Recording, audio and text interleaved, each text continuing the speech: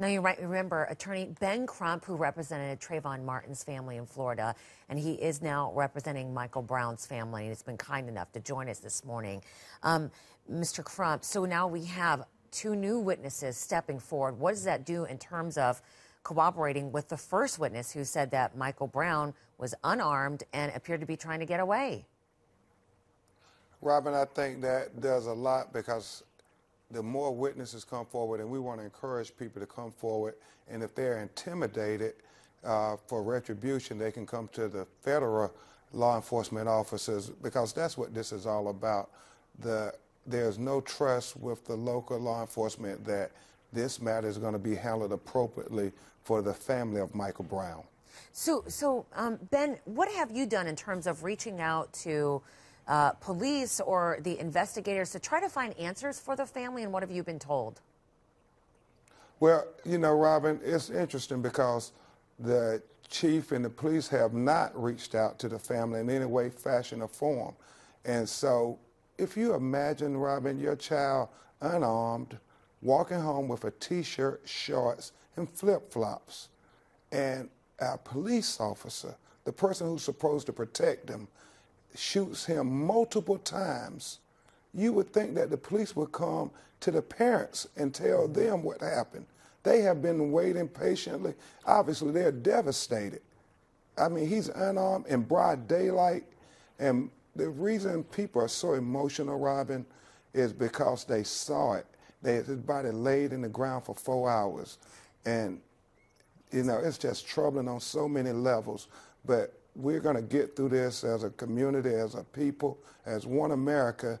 But what we have to do is make people have confidence that it's going to be equal justice, and that is transparency. So you had talked about that the family has not heard from police, but have you reached out to police or investigators or authorities, and what's been the reaction? Yeah, yes, ma'am. Well, we sent letters of to not destroy any evidence. We sent letters where they know we're representing the family, but they have not. They said there's a pending investigation. We can't even get a preliminary autopsy right now. And that autopsy is going to be very important, Robin, because we have to know what happened. We have to know the trajectory of the bullets, the multiple bullets into Michael Brown's body, because that cannot be justified in his parents' eyes and not anybody's eyes. Why you would shoot an unarmed kid so many times in broad daylight? It is the worst police shooting I've ever seen, Robin, and I've seen a few. Yes, you have.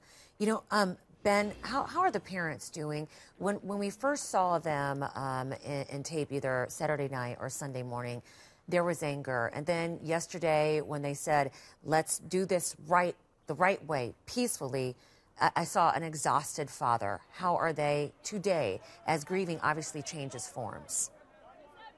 Well, Robin, they are obviously having a hard time because instead of sending their son to college as they had intended to do this week, they're preparing for his funeral, and they're dealing with second autopsies. But through it all, they are asking people to try to be respectful and law-abiding and respect the rule of law. They have asked anybody who truly cares about Michael Brown and cares about justice to not do anything irresponsible, to not be violent. They said that is not what they want. And I say this as the lead attorney, Robin, it's not about being angry, it's about getting justice. And so what we have to do is channel our emotions and our energy to protest peacefully and keep vigilant to make sure everything is transparent and that we can have an independent autopsy done by the Justice Department as to why this kid was gunned down in broad daylight. We believe there's no way, there's nothing that he could have done to justify this. Ben Crump, attorney for the family of 18-year-old Michael Brown, joining us this morning. Thank you so much. Appreciate it.